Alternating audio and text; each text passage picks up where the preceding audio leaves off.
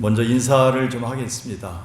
지난 한 주간이 이렇게 더워도 더운 때가 있었는가. 어제 광주에서 목회하는 목사님이, 경기도 광주죠, 전화가 왔는데 41.5도를 찍었답니다. 저희 교회가 39도였습니다. 어제 밖에가. 근데 경기도 광주 아침에 뉴스 보니까 41.5도더라고요. 경기도 광주가요. 116년 만에 서울 지역이 더위가 왔답니다. 가평에 요번에 갑자기 쏟아졌던 그 비로 캠프하던 가족 전체가 다 떠내려가서 못 찾았고 아이만 찾았는데, 그때도 순식간에 2시간 만에 온 비가 완전히 경기도 북부지방 그쪽을 휩쓸었죠. 생각지 못했던 비, 200년 만에 한 번 온 110년 이런 비가 좀 오기 때문에 기상재해가 아닐 수 없습니다. 지금 저는 이제 뭔가 숨이 막히는 것처럼 느낄 때가 있어요. 저는 이렇게 10일 동안만 더 지속된다면 못 살겠구나 생각이 들 정도로 한증막이 온 것 같습니다. 그래서 윤총 권사님도 아침에 오셔서 자식들이 그렇게 말리는데 지금 오셨다는 것을 말씀하시면서 2시간 반 정도 걸렸는데, 교회 오니까 또 시원하게 목사님이 7시부터 틀어주셔서 감사하다고 해서 7시부터 여기 가동을 했습니다. 그리고 지금 그렇게 가동해도 27도, 26도를 내려가지 않고 있고, 저 위에는 지금 28도 정도입니다. 여기 앞에 29도입니다. 그래서 지금 이제 이런 가운데 여러분들이 여름이 될수록 배려해 주시고, 오늘도 이제 안조영 권사님이 이제 중구 쪽에서 산에서 내려오셔야 되는데 그 아파트에서 어제 너무 어지럽고 지금도 내려오니까 너무 힘들어갖고 다시 또 올라가셨습니다. 그래서 쉬시게 했고, 우리 윤경자 권사님은 지난주에 장염이 걸리셔서 병원에 입원하셨다가 어제 퇴원하셨는데, 그게 이제 감염이 될 수 있어서 또 전염이 될 수 있어서 지금 부부가 다 나오지 못하시고 소원이 보고 싶지만 또 예배 드리고 싶지만 못 드려서 굉장히 어려움의 가운데 있습니다. 여러분들이 온열 질환을 호소하고 계십니다. 무리하지 마십시오. 그리고 여러분들이 새벽에 확 숨이 막힐 때 반드시 찬물을 드시고 쉬시기 바라겠습니다. 그리고 많이 더우시면 교회 밑에 식당을 시원하게 만들겠습니다. 여러분들에게서 교회 낮에 나와 계시면 감사하겠습니다. 그래서 교회에서 쉬셨으면 좋겠습니다. 여러분 부탁드리고 싶은 것은 오늘 일부 예배 때도 의정부에서 오신 분들이 한 7, 8분 계신데 굉장히 많이 더워하셨습니다. 걸어오셨는데, 근데 이분들을 보면서 제가 목회할 맛이 나다 생각이 들면서도 배려해야 되겠다. 여러분들이 이제 차를 타고 오시고 여기만 계셨던 분들은 너무 춥다고 생각하시고 있는데, 여러분들이 옷을 좀 갖고 오시면 좋겠습니다. 위에 옷들을. 제가 병원에 가서 8시간, 12시간을 있은 적이 있었는데 아내와 함께 너무 추워서 저희가 병이 걸릴 정도입니다. 그래서 그만큼 환자들을 위해서라도 여러분들 배려를 해야 되는데, 여러분들이 좀 튼튼한 옷들, 좀 긴 옷들을 좀 가져오시면 서로 남들에게 배려를 할 수 있는 때가 되지 않은가 생각하고, 본인 자신들만 너무 춥다고 하시면 굉장히 힘들 때가 있습니다. 그리고 오늘도 몸이 아프신 분들이 못 오셨는데, 그리고 지금도 밑에서 청년 집사들과 우리 이제 이계주 집사님 그리고 김정수 집사님이 지난번에 회의를 해갖고 일부 예배를 마치는 분들이 어르신들이 많은데 교회에서 한번 짜장면을 대접해 드리고 싶은데, 청년들이 아까 복수님 선생 말로는 생전 처음, 우리 석강교회 역사상 처음이라는데 청년 집사가 청년들이 짜장면을 좀 따뜻하게 대접해 드리고 싶은데 일부 예배 오신 분들이 대부분 어르신이기 때문에 하고 싶다 그래서 오늘 일부 예배 끝나고 대접을 해드렸습니다. 그래서 60분 정도, 50분 정도 드셨다고 하는데, 그래서 일부 예배 청년들이 다 나왔습니다. 청년 집사님들이. 그래서 지금 끝나고 어제도 하루 종일 준비했고요. 제가 어제 밖에 보니까 사진을 보니까 이계 집사님하고 전상민 집사하고 김조 집사님이 그 땡빛에서 바깥에 마당에서 그 양파 100개를 까고 있는 거예요. 그래서 제가 시원한 데 있는데 냄새가 난다. 그리고 또 여러 가지가 또 그래서 제가 거기다 댓글을 저희 아내가 달고 이제 박병훈 씨는 하랬지만 누구 한 분이라도 좀 고맙습니다, 감사합니다 다면 되는데 그냥 보고 다 지나가시더라고요. 근데 지금 가보니까 또 우리 박순호 장로님서부터 짜장면을 너무 잘 드셨어요. 그리고 저는 먹었다고 얘기하지 마시랬죠. 너무 맛있어요. 이렇게 짜장면과 짜장밥을 너무 맛있게 하시는가? 우리 청년 집사들 기다 나가서 격려해 주시고, 이제 8월 달에 또 일본 갈 수 있는 준비하고 10월 달에 갑니다. 여러분들이 8월 달에 행사할 때 도와주시고, 우리 교회가 이제 젊은이들로 구성되는 40대, 30대 말에 합니다. 그리고 지금 마지막 광고는 지금 이제 올라오고 있는데요. 주일학교가 가장 더운 날 인제 소치 분교로 여름 캠프를 갔습니다. 중고등부 몇 명과 함께. 그래서 지금 올라오는데 지금 30분이 늦어진다고 여기 2부 예배 와서 참석하고 특송하고 보고하겠다 그랬는데 지금 올라오면서 계속 안절부절하고 있습니다. 고속도로가 막혀서 그렇게 일찍 출발하는데도 불구하고 지금 올라온 30분은 늦어지는데 혹시 늦게 되면 제가 짜장면 먹을 때 인사를 했어요. 근데 특송을 하고 싶다는 겁니다. 근데 이번에 왜냐면 그 김민경 집사님, 새로 나오신 그 우리 새신자 집사님 부부가 다 가게 됐고, 그리고 또 우리 또 고은지 집사님 또 남편 그 형 송서범까지 해서 다 같이 가게 됐고, 부부들이 이번 6부부들이 참석했습니다. 그래서 같이 교회를 만들어 가겠다고 해서 26분이 지금 이제 아이들과 함께 오고 있는데, 여러분들이 귀하게 기도해 주시고 격려해 주시면 좋겠습니다. 그래서 우리 교회가 점점 노령화되기도 하지만 돌아가신 분도 계시고 아프신 분 못 나오신 분도 계시지만 교회가 계속 소망을 갖고 올해 이제 터를 만들어야 됩니다. 여러분들이 조금 힘드시더라도 격려해 주시고 좀 얼굴 좀 밝게 빛내 주시고 좀 웃어 주시고 했으면 좋겠어요. 똑같은 말에도 격려했으면 좋겠어요. 옆에 사람 한번 인사합시다. 시간이 10분 지났습니다. 한번 인사하는데, 자, 시간이 10분 지났어도 집사님 때문에 교회 나옵니다 하면서 인사합시다. 예. 집사님 때문에 나옵니다. 예배 잘 들으세요. 네, 감사합니다. 감사합니다. 오늘 10분 정도 못 나오신다 연락했습니다. 네, 이 시간에 말씀, 제가 설교할 시간이죠. 네.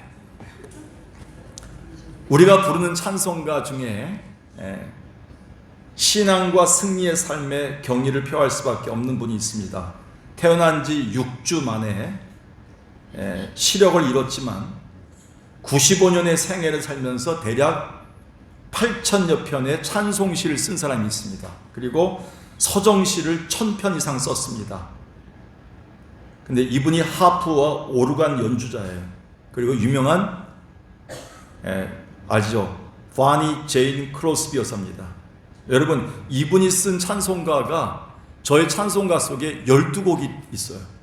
12곡. 아시죠? 뭐 인내하신 구세주요. 아세요? 아신다 아신다 모른다. 제가 더 덥습니다. 너희 제 흉악하나 알아요? 예, 대단한 겁니다. 그리고 또 예수를 나의 구주 삼고, 예, 아멘까지 하셨어요. 주의 음성을 내가 들으니, 이 찬송가. 그리고 또 하나 제가 좋아하는 거, 늘 힘들 때마다 목회를 계속 해야 되겠다고 힘을 주는 찬송가가 있습니다. 주가 맡긴 귀한 역사 힘을 다해 마치고 밝고 밝은 천국 아침 맞을 때 요단강을 건너가서 주의 손을 붙잡고 기쁜 마음으로 얼굴 대하리. 나의 주 나의 주를 내가 그의 곁에 서서 배우며. 전 이 찬송가 240장을 부르면서 목회를 해야 될 이유를 깨닫게 됩니다. 전 이분이야말로 미천하고 세상에서 연약한 자를 하나님이 세우셔서 아름답게 쓰신 분이라고 생각하고 있습니다. 역사 속에서 우리는 얼마든지 볼 수 있는데, 삼중 장애를 가졌던 헬렌 켈러, 그리고 음악가에겐 치명적 청각 장애자였던 누굽니까? 루드비히 판 베토벤, 한국인으로서 미국 백악관 정책 차관보까지 오른 시각장애자 강영우 박사들은 하나님이 쓰신 위대한 종들이 아닐까요? 물론 세상적인 관점으로 볼 땐 이들은 단점과 약점을 많이 가지고 있는 분들입니다. 그러나 성경 또는 역사는 그들을 장애자 또는 약자로 분류하지 않고 오히려 그들을 승리한 역사의 위인이자 신앙의 성숙한 레전드라고 분류하고 있습니다. 그렇다면 여러분은 어떤 장점과 단점을 가지고 있나요? 누구나 장점 또는 강점이 있고 단점 또는 약점이 있지만 기독교의 신비는 무엇입니까? 우리가 가지고 있는 장점이 어느 날 단점이 돼서 추락하게 되고, 오히려 우리의 연약함이 인생의 강점으로 작용되는 역전의 신앙을 선물한다는 겁니다. 그래서 바울은 고린도후서 12장 10절에서 이렇게 얘기합니다. 그렇게 자랑할 것들이 없는지 나의 약한 것, 몸이 아픈 것, 능욕받은 것, 궁핍받은 것, 박해받은 것, 공고함을 기뻐하는데 이는 내가 약할 때 주님이 은혜를 주셨기 때문이다 라고 약함의 은혜를 간증하고 있습니다. 그런 의미에서 오늘 본문은 우리에게 큰 교훈이 됩니다. 당시 고린도 교회는 상업의 중심자이자 그리고 전쟁으로 인한 많은 노예들이 유입된 도시였기 때문에 부자 상인들은 그들이 노예를 많이 둬서 한 사람당 노예 20명씩 두는 도시였습니다. 그러니까 교회도 노예들로 구성된 교인들이 많았습니다. 그런데 그 중에 고린도 교회 안에는 똑똑하고 돈이 많은 자들이 있다 보니까 그들을 추종하고 영웅시하는 현상이 일어나서 교회 분열을 가져왔습니다. 그러다 보니까 반목하고 고소하고 성적인 문란함이 생기고 하나님의 은사를 무시하는 경향까지 생겼습니다. 그런데 문제는 하나님을 믿는다고 하면서도 돈이 많거나 똑똑하거나 말을 잘하거나 공부를 많이 한 사람을 자랑하고 그들에 따라 움직이는 교회 안에서의 세상적 분열이 나타나게 된 겁니다. 바울은 그래서 이렇게 경고했습니다. 고린도전서 1장 31절 오늘 성경 마지막 절에서 자랑하려면 주님 안에서만 자랑하라 라고 경고하고 있습니다. 우리는 사람을 자랑할 것이 아니고 똑똑함과 돈을 자랑할 세대가 아니다. 자랑은 우리에게는 예수밖에 없다라고 얘기합니다.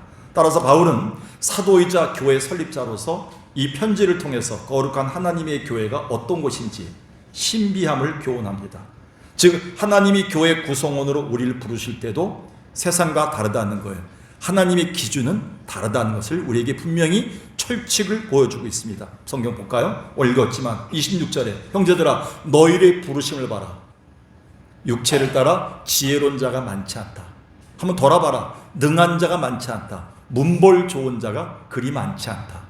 하나님은 오히려 세상에서 천한 자들과 멸시받는 자들, 너희 같은 자들을 택하사 하나님의 일에 쓰시는 분이시다 라고 하면서 하나님 나라를 이루어 가시는 하나님 나라의 인사 원칙이다 철칙을 저들에게 교훈한 것입니다. 그게 오늘 본문입니다. 그렇다면 하나님은 왜 세상에서 하필이면 미천하고 연약한 우리를 부르셔서 일하시나요? 첫 번째 한번 읽어볼까요? 시작. 우리의 미천함과 연약함이 하나님 사역의 통로가 되기 때문입니다. 알다시피 예수님이 이 땅에 오셨을 때 그곳 세상에는 똑똑하고 지혜롭고 문벌 좋고 사회적 지위가 높은 자들이 있었습니다. 누굴까요?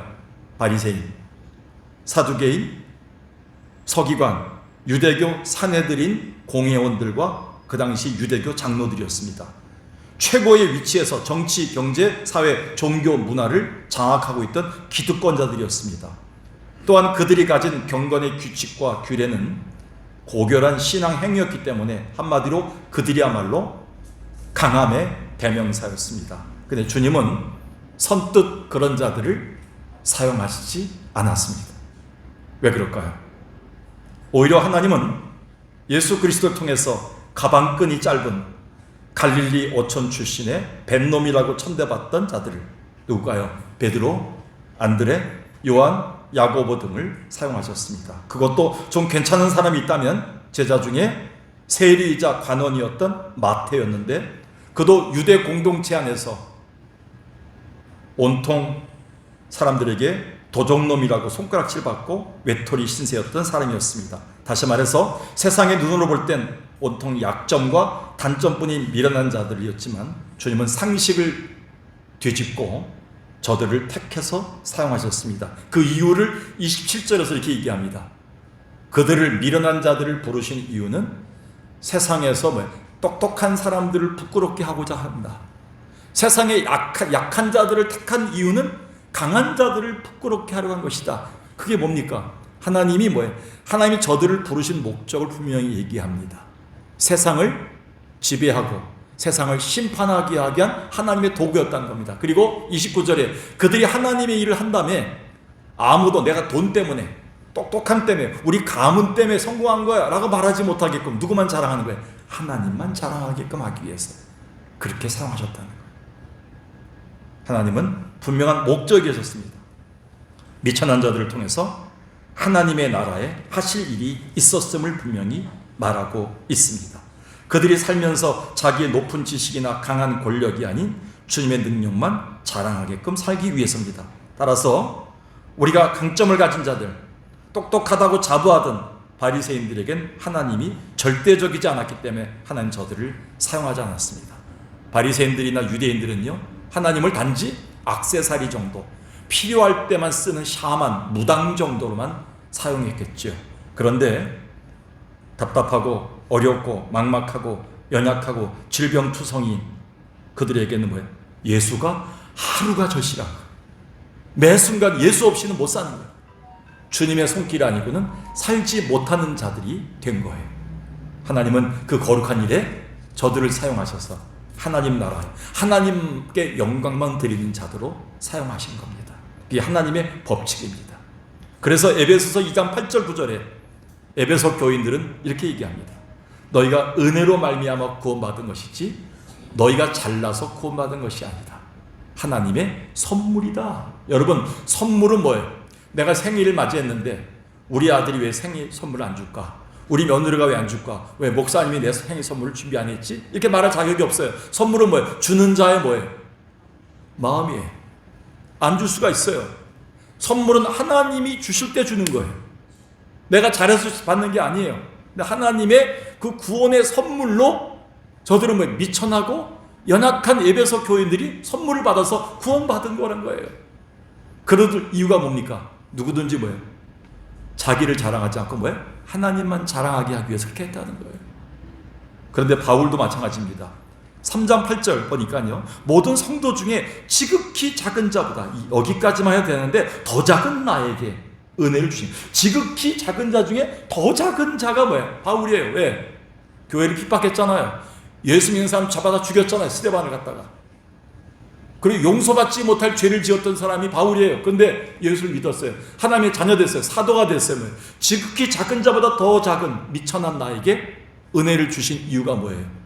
앞으로 오는 세대에 뭐예요? 하나님의 그 자비와 사랑을 측량할 수 없는 은혜를 전하기 위해서 나를 부르셨다는 거예요. 그러니까 바울이 잘났으면 부르셨겠어요? 못난 놈이니까 부르신 겁니다. 죄송합니다. 제가 그래서 이 말씀을 준비하면서 우리 성도들이 어떻게 생각할까?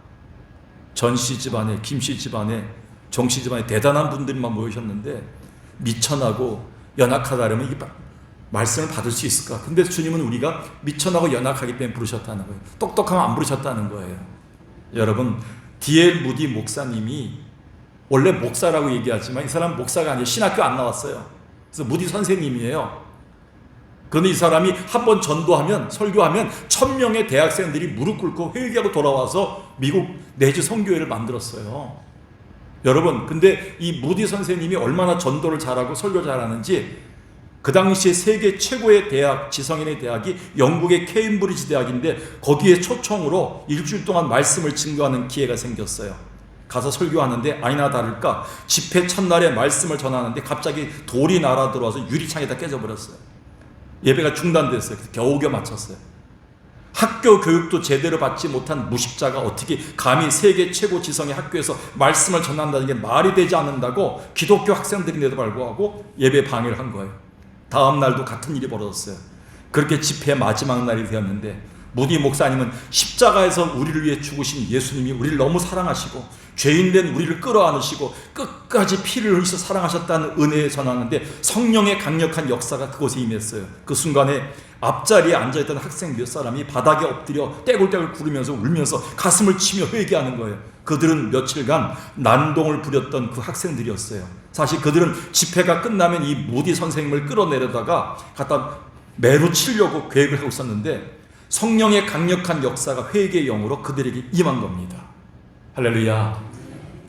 후에 이들 중에 중국 내지 선교 역사의 한 획을 그었던 케임브리지 세븐이 있어요. 7명의 선교사가 나왔는데 케임브리지에서 그 7명의 선교사 중에 몇 사람이 여기 앉아있던 학생들이었어요. 하나님이 하신 일은요, 아무도 모릅니다. 오늘날도요, 미천하고 연약한 자들을 부르셔서 하나님 나라 사역에 능히 쓰실 그 주님이 살아계십니다. 오늘 여러분이 좀 죄송하지만 미천하고 연약한 자라 할지라도 주님의 하나님 나라에 사용될 수 있는 여러분 되길 주의 이름으로 축원합니다. 두 번째 한번 읽어볼까요? 시작. 우리의 미천함과 연약함이 하나님께 더 가까이 갈 수 있기 때문입니다. 결론적으로 얘기하면 우리의 미천하고 약하고 아프고 힘든 게 더 주님께 가까이 갈 수 있는 통로가 되었다는 거예요. 하나님 이들에겐 더 가까이 계시다는 겁니다. 예수님이 이 땅에 오셔서 공생애를 시작하시면서 메시아 사역에 대해서 이렇게 얘기했어요. 내가 누구한테 갈 것인가? 누가복음 4장 보겠습니다. 주의 성령이 내게 임해서 내가 메시아로 사역하는데 가난한 자에게 먼저 복음을 전할 거고 또 누구에게? 포로된 자에게, 눈먼 자에게, 눌려있는 자에게 복음을 전해서 자유를 줄 것이다. 예수님은 돈 많은 자, 똑똑한 사람, 세계적인 유명한 사람, 권위 있는 사람, 그런 사람에서 왔다 이렇게 하지 않고 뭐예요? 가난하고 눌려있고 힘들고 아프고 눈먼 사람, 그런 사람들을 위해서 먼저 가서 내가 저들을 돕기 위해서 왔다. 그러니까 가장 가까이 있는 분들이 이 저들이란 거예요. 저들의 약함이 역설적으로 저들의 어려움이 누구를 가까이 하게 된 거예요? 예수님을 가까이 하게 된 거예요. 그래서 저는 여러분에게 선포합니다. 저희 사모도 지금 생각지 못했던 질병으로 이런 고통을 저희가 2개월 동안 당하면서 마음 졸이고 검사가 끝났지만 지금 주님이 우리 가정 가까이 계실 거라고 저는 확신합니다. 여러분이 아플 때, 여러분 자녀들에게 문제가 생겼을 때, 생각지 못했던 부족함이 있을 때, 그때 하나님의 손길이 가장 가까이 있을 때라는 사실을 성경은 주님은 말씀하고 있어요. 바울이 그걸 깨달았다는 거예요. 그래서 저는 누구보다도 사도 바울의 경우에 그걸 찾을 수 있습니다. 고린도서 12장 7절에 아시죠? 바울이 이렇게 간증합니다. 내가 엄청난 계시를 받았다. 나는 손만 대도 병이 낫고 복음만 전해도 사람들이 다 돌아오고 굉장한 은사를 받았다. 근데 이걸로 끝나면 내가 뭐예요? 교주가 되고 이만희가 되고 문선명이 될 수 있어요. 그런데 하나님이 내게 뭘 주셨다고요? 사탄의 사자인 가시를 주셨다. 그 가시 두 가지 얘기했죠. 간질병이나 안질을 말합니다. 그 당시 학자들의 얘기하면 정확히 모르지만 설교하다가 간질 때문에 쓰러져서 30분 동안 누워있다 다시 일어나 설교도 한 적이 있다든지 이 안질 때문에 도저히 눈을 뜨지 못하고 설교했다는 것이죠. 얼마나 힘들겠습니까? 그래서 어떻게 했습니까? 8절에 이것을 위해서 3번이나 작정 기도했어요. 세계적인 사도가 대단한 위대한 종이 3번이나 작정 기도했으면 들어줘야지 좀 설교해도 사람들이 아멘 하지요. 그런데 3번이나 기도했는데 하나님은 안 들어줬어요. 실패한 줄 알았어요. 바울이 교회를 떠날 줄 알았어요. 하나님 안 믿을 줄 알았어요. 그런데 뭐예요? 어떻게 됐어요? 9절에 하나님이 뭐라고 응답 주셨어요? 내 은혜가 뭐예요? 내게 족하다. 이미 은혜를 받고 있다는 거예요. 은혜 가운데 와 있다는 거예요. 할렐루야. 하나님의 은혜가 가장 가까이 있다는 거예요. 내가 약할 때 누가 머무는 거예요? 그리스도의 강력한 능력이 내게 머물고 있음을 깨달았다는 거예요. 내가 너무 강하면 하나님이 역사하지 않는다는 거예요. 내가 약하기 때문에 하나님이 가장 강한 능력으로 내 안에 머물러서 일을 하신다는 거예요. 그걸 깨달았다는 거예요. 이게 바울의 간증이었습니다. 오늘 여러분, 우리 모두에겐 비슷합니다.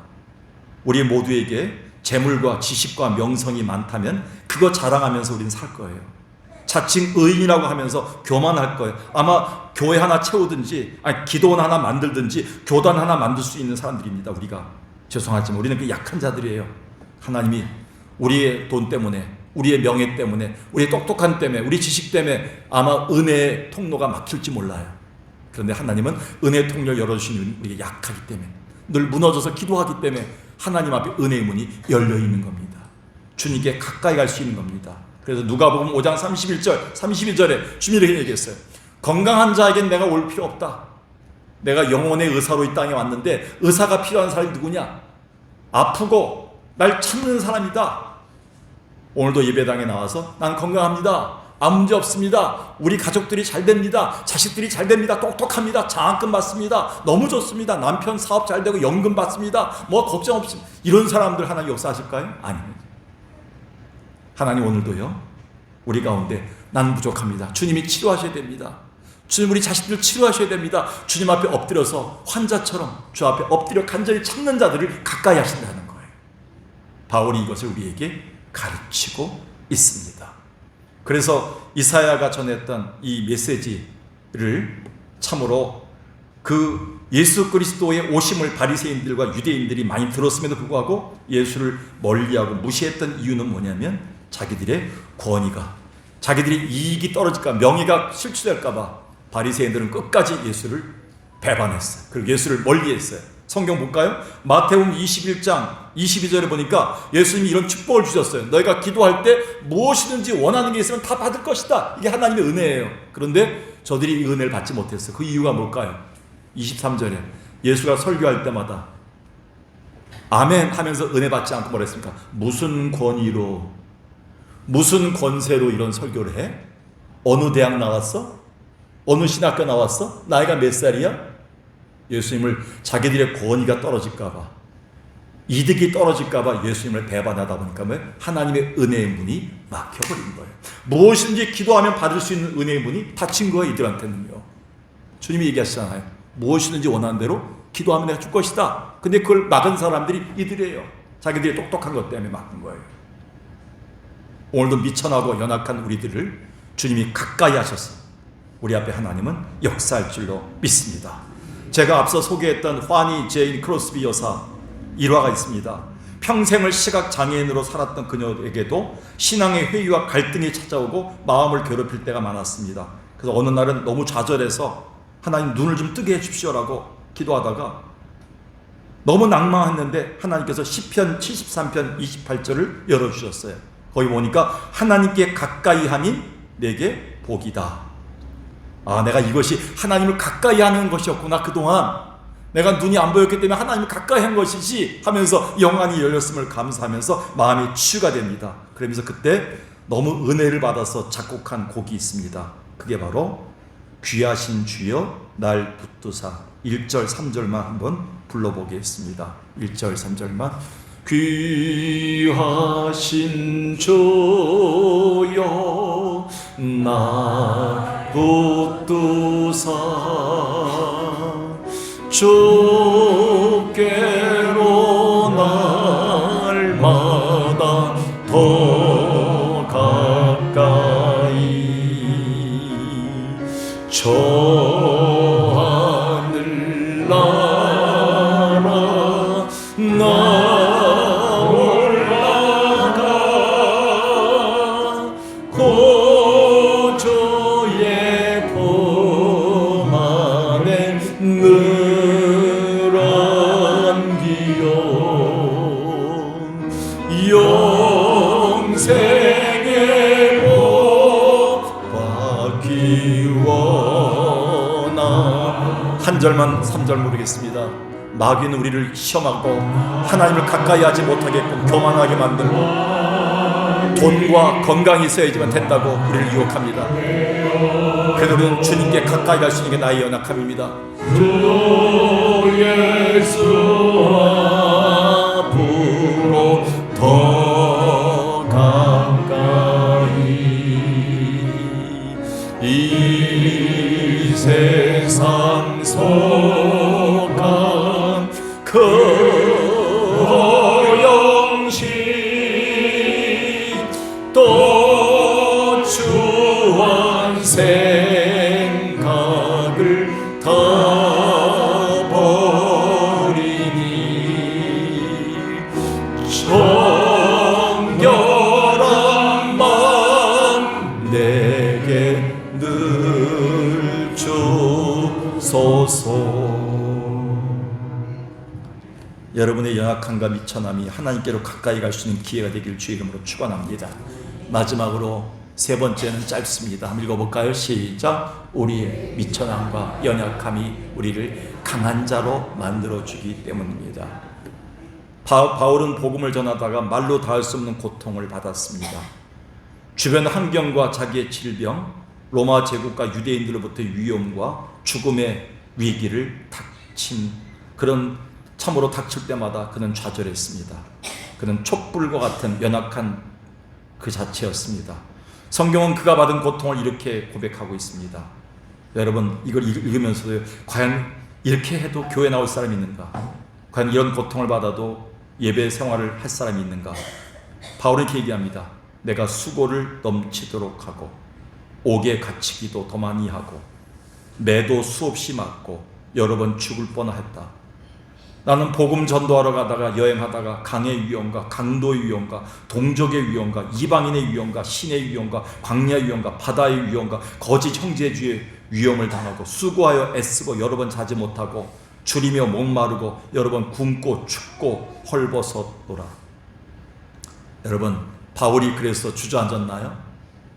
어떤 사람이 매를 3번 이상 맞았다니까 한 대, 2대, 3대인 줄 알아요. 여러분, 바울이 얘기했죠. 바울이 맞았던 매를 3번 맞았다는 건 뭐냐면 죽을 뻔한 매죠. 40에 하나 감한 매를 맞습니다. 39대.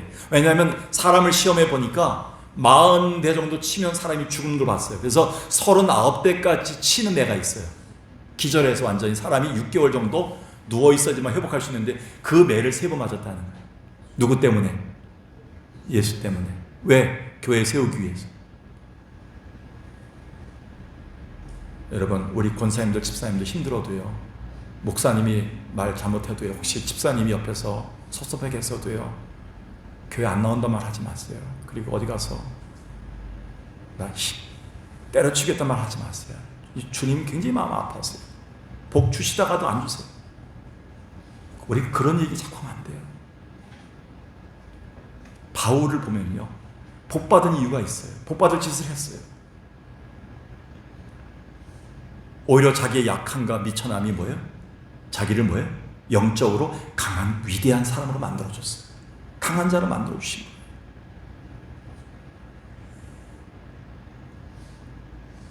고린도후서 12장 10절 보겠습니다. 다시. 내가 받은 약한 것들, 능욕과 궁핍과 핍박과 곤란이 내가 약할 그때 뭐예요? 곧 강하니라. 기독교 역설이죠. 기독교는요, 가장 약한 자가 강한 자입니다. 목사님, 전 못해요. 힘듭니다. 제가 잘못했습니다. 제가 잘못했죠. 제가 틀렸죠. 제가 양보하겠습니다. 내가 못났네요. 그런 사람이 강한 자예요.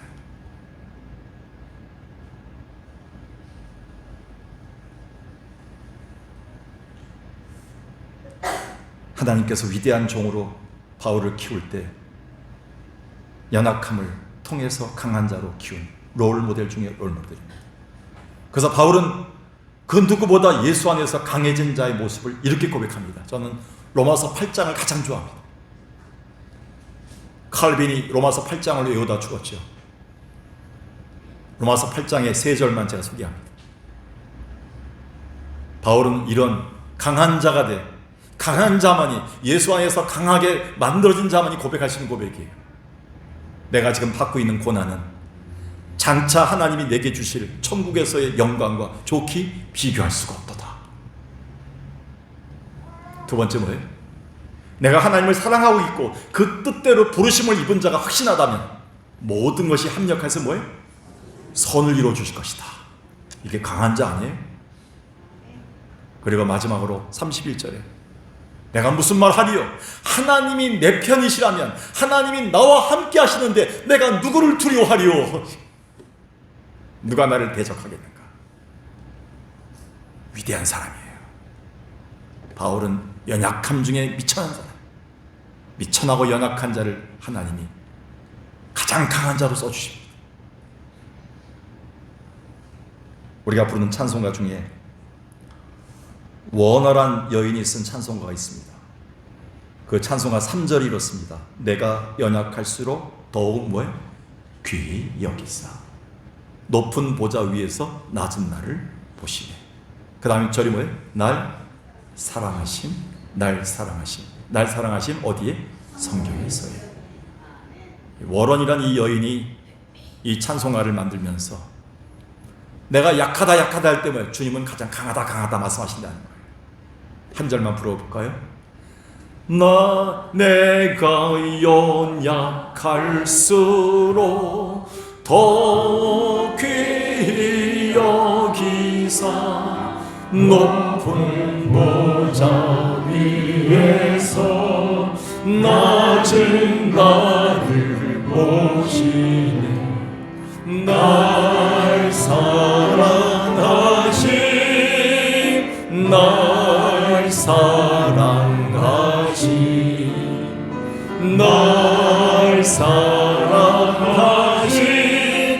성경에 쓰였네. 아멘. 여러분, 우리는 미천하고 연약한 자들입니다. 죄송하지만 하나님 보시기에 미천하고 연약하기 때문에 우리 부르신 거예요. 그 이유가 뭘까요? 세 가지. 뭘까요? 하나님 사역의 뭐예요? 통로가 되기 때문에요.